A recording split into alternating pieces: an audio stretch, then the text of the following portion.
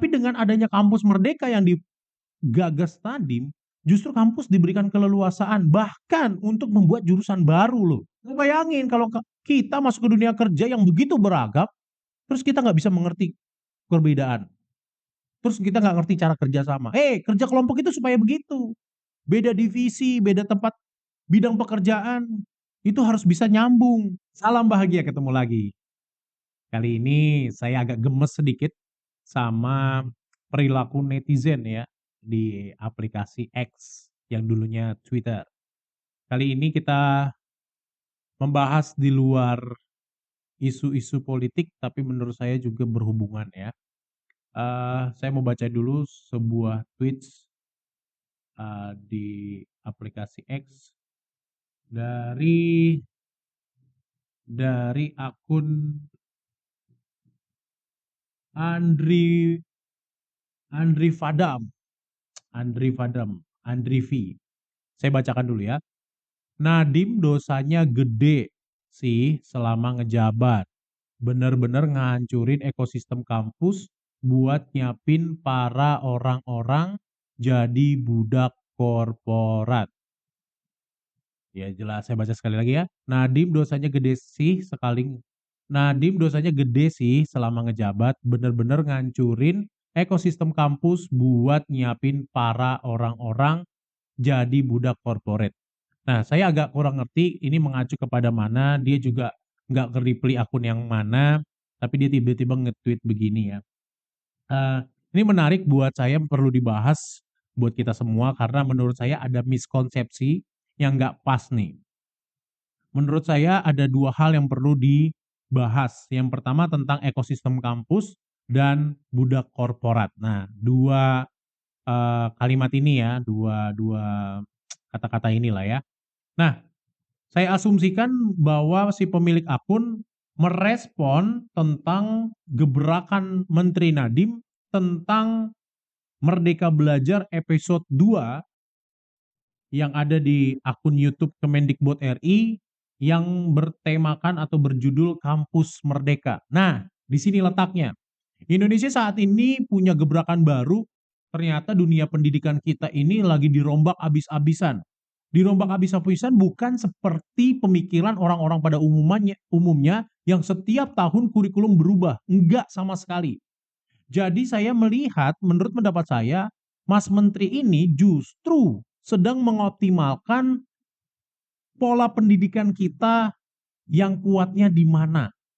Apalagi Mas Menteri sedang mengembalikan posisi pendidikan kita seperti cita-citanya Bapak Pendidikan kita Ki Hajar Dewantara. Nah, kita mulai. Jadi ada 3 yang kita bahas. Kampus Merdeka, lalu ada ekosistem kampus, dan yang terakhir ada budak korporat. Pertama-tama saya membawa teman-teman untuk mengerti bagaimana jenjang pendidikan yang ada di Indonesia. Pertama ada jenjang yang saya kelompokkan sebagai sekolah awal, yaitu SD, SMP, lalu sekolah menengah dan sekolah tinggi. Nah, sekolah menengah itu, sekolah awal itu ada SD dan SMP. Lalu sekolah menengah itu ada di SMA. Lalu sekolah tinggi itu ada beberapa macam. Ada yang perguruan tinggi, ada yang institut, ada yang sekolah tinggi, lalu ada yang universitas. Itu ya, di Indonesia ada banyak ragamnya. Nah, apa yang membedakan menurut saya, jenjang-jenjangnya adalah gini, proses berpikirnya. Di setiap jenjang ternyata proses berpikirnya makin lama ke atas tingkatannya makin berubah. Kalau saya boleh menyimpulkan, SD dan SMP itu proses di mana kita hanya mengetahui saja. Mengetahui segala macam wawasan terutama ilmu. Di SMA mulai diajar untuk berpikir. Nah, di sekolah tinggi yang tadi saya sebutkan tadi ada institut, sekolah tinggi, perguruan tinggi, dan universitas, itu dituntut untuk berpikir lebih banyak gitu ya, dibanding hanya sekedar mengetahui. Poinnya di situ dulu. Nah, kenapa Mas Nadiem meminta gerakannya menjadi kampus merdeka? Kesannya kampus-kampus sekarang nggak merdeka gitu, dikekang gitu. Kalau secara simpel ya dikekang dengan rutinitas tertentu yang gitu-gitu aja, ya saya sepakat. Karena di video yang kita lihat, yang diposting di akun Kemendikbud RI episode 2 Merdeka Belajar dengan judul Kampus Merdeka, ternyata yang digaungkan adalah sebenarnya tentang bagaimana kampus-kampus ini bisa langsung penetrasi ke dunia nyata sehingga kebutuhan di dunia nyata itu bisa tercapai. Pernah dengar kan istilah salah jurusan? Pernah dengar kan istilah nggak nyambung nih, jurusannya apa, kerjanya apa? Nah, ini yang pengen Mas Dadim kurangin gitu, walaupun menurut pengakuan beliau di videonya bahwa mungkin kita belum selevel sama perguruan tinggi atau sekolah-sekolah di luar negeri. Tapi setidaknya Mas Dadim mau pengen kita bisa menjawab kebutuhan di dunia kerja. Nah, di sini letak postingan yang tadi saya agak sedikit gemes. Dibilang merusak atau ngancurin ekosistem kampus. Kalau kita lihat ya, Ki Hajar Dewantara itu bahasa sederhananya belajar sambil bermain. Ini yang Mas Dadim pengen bawa dari level SD bahkan nanti PAUD sampai ke level yang tertinggi. Kita mau berpraktek, bergerak, mau buat sesuatu yang nggak cuma duduk di kelas. Maka kampus yang dimaksud tadi cuma duduk di meja kuliahan, itu di rumah sama Mas Dadim untuk berkolaborasi dengan dunia nyata. Ini yang dia pengen. Berkolaborasi dengan apa? Pertama, dunia kerja. Yang kedua, dengan kampus-kampus lain. Di sini letak yang nggak dapat konsepnya. Apa orang ini mau berharap kuliah cuman ada di dalam kelas aja? Sebelum ada konsep kampus merdeka, sebenarnya pihak kampus juga menggunakan metode yang sama. Ya ada magang, lalu ada penelitian skripsi. Namun Mas Nadiem Kampus Merdeka ini lebih mengutamakan atau lebih memberi bobot yang lebih besar supaya bisa lebih terjun ke masyarakat.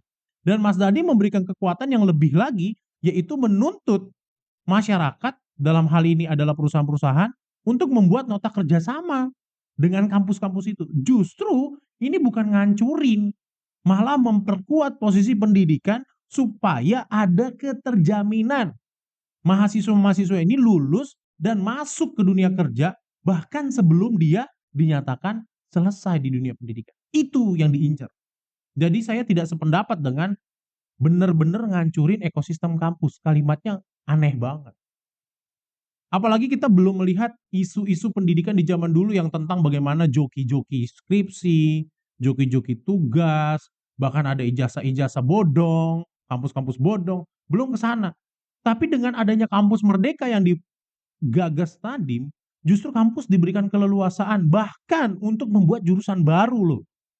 Sejauh informasi yang saya dapat, akreditasi di kampus itu bahkan tidak perlu dilakukan secara rutin. Pengajuan itu hanya untuk peningkatan akreditas. Kalau nggak mau ditingkatin, nggak usah diajukan berkas-berkas yang selama ini menjadi momok bagi dunia pendidik. Itu yang pertama. Yang kedua, budak korporat. Apa sih arti budak korporat ini? Hei, kalau kita kerja di suatu tempat, ya udah otomatis kita jadi budak dalam tanda kutip. Ya kita jadi pekerja. Nggak mungkin tiba-tiba kamu lulus, fresh graduate, masuk ke tempat kerjaan, tiba-tiba lu ngebos, tiba-tiba lu jadi merasa yang punya, ngatur-ngatur orang di situ, ya nggak mungkin. Istilah budak korporat ini kita cuman hidup hanya untuk perusahaan itu. Ya emang kalau lu masuk ke perusahaan itu, ya lu harus berjuang demi perusahaan itu. Visi misi perusahaan itu. Ya salah satunya adalah keuntungan demi perusahaan itu. Karena perusahaan itu memberikan hak-hak kepada pekerjaannya. Jadi kalau dibilang budak korporat ya kita lebih lagi karena memang kita harus hidupin itu. Lagi pula korporat itu kan benda mati, hanya bisa hidup karena pekerja-pekerja di dalamnya. Yang menyatakan budak korporat itu adalah orang-orang justru yang masuk di korporat tapi nggak tahu kerja apaan. Akhirnya dia ngerasa diperbudak. Itu poinnya. Kamu-kamu yang ngerasa budak korporat karena kamu masuk di pekerjaan hanya sekedar mencari uang, tidak untuk meningkatkan skill atau karirmu. Lagi yang perlu dibahas, dalam proses pendidikan yang saya ceritakan di awal, SD SMP itu lebih pada mengetahui ilmu. SMA mulai diajak berpikir. Nah, di level sekolah tinggi yang tadi perguruan tinggi, institut, sekolah tinggi, bahkan universitas, itu dituntut untuk melakukan proses berpikir tingkat lanjut. Dalam bahasa sederhananya adalah riset. Memang lulusan-lulusan itu, apalagi lulusan universitas, dituntut untuk membuat lapangan pekerjaan. Nah, kalau kita lulus membuat lapangan pekerjaan, terus orang kerja sama kita, terus kita disebut orang yang memelihara budak korporat. Ya nggak gitu dong konsepnya. Ini hanya orang-orang yang justru skill-nya jangan-jangan nggak diakui, atau nggak punya skill, atau selama belajar juga cuman sekedar ngejar nilai, bahkan mungkin dengan cara-cara yang nggak pas. Lebih, kita jadi budak korporatnya lebih. Kalau saya mau analogikan, kenapa jadi budak korporat ini menjadi suatu masalah? Ya karena memang kita kerja di situ, dapat makan di situ. Lah kita sebagai warga negara, ya kita jadi budak negara. Iya dong. Apapun yang kita hasilkan, apapun barang yang kita beli, semua harus kena pajak. Terus kita nggak mau gitu jadi budak negara. Ini kan istilah yang kurang tepat dipakai. Hanya untuk menyinyirkan, membuat sebuah terobosan baru, itu dijegal. Ini aneh. Apalagi kalau saya baca postingannya ya. Yang jelek ada di bagian sekolah sih, kayak penghapusan UN dan program kurikulum merdeka itu bobrok banget jadi hancur. Ini yang bobrok siapa? Ini akunnya ditulis oleh Zenodis. Aduh, namanya aja udah aneh banget. Penghapusan UN. Hey, ngaca Anda. Selama fasilitas Indonesia belum merata, bagaimana bisa ada standarisasi? Nggak mungkin. Bagaimana mungkin orang yang tinggal di pegunungan dikasih ilmu perikanan? Nggak mungkin.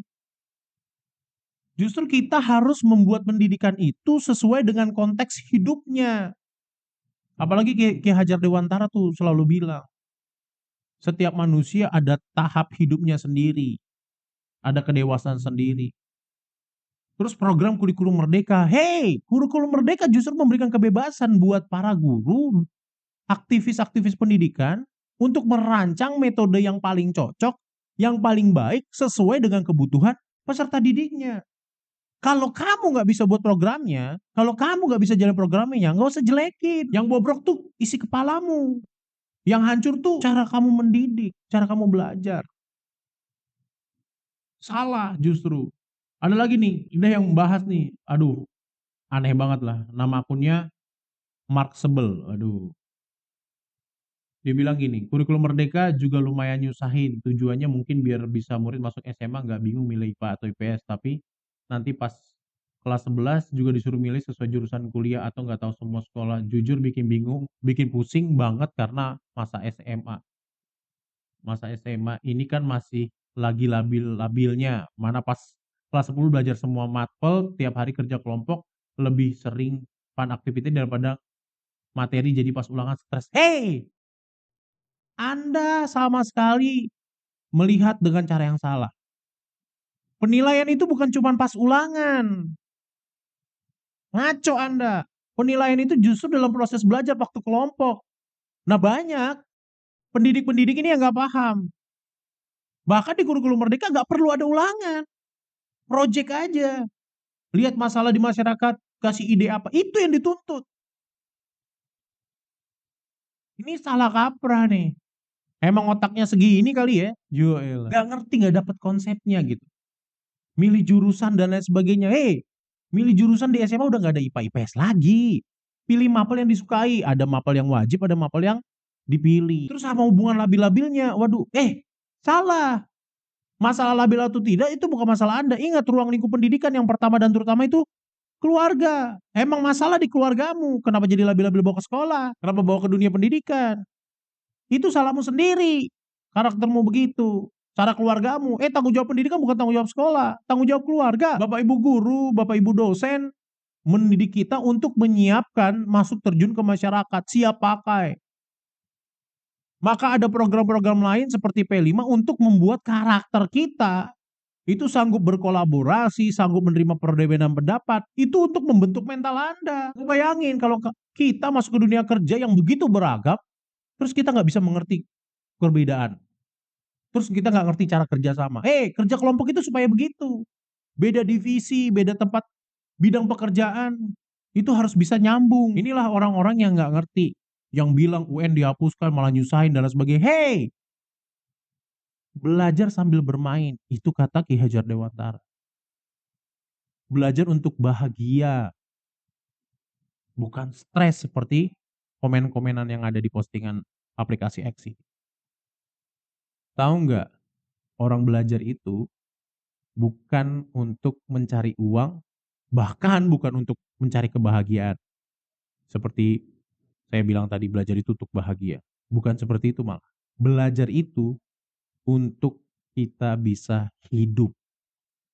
Kalau zamannya berubah, zamannya berkembang, maka dunia pendidikan juga harus sama. Kalau di dunia pendidikan sudah berubah, kita manusia juga harus berubah. Suka nggak suka, perubahan itu datangnya pasti. Oke? Sampai ketemu lain kali kesempatan. Terima kasih.